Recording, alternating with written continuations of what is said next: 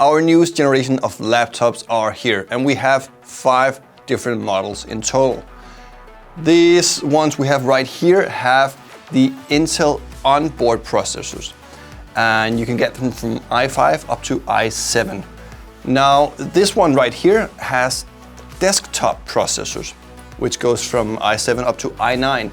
The difference between these two is that in this version you can configure your CPU as you wish. You can differentiate and choose different ones if you would want to. All these models come with 16 GB of Kingston Fury RAM, and 2 out of the 3 models right here have 144 Hz monitors, whereas the last one and these ones have 240 Hz monitors.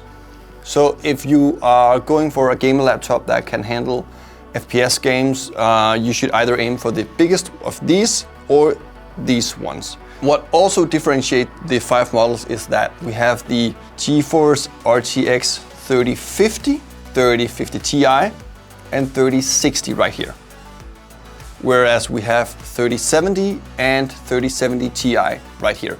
So that's what differentiates the 5 models.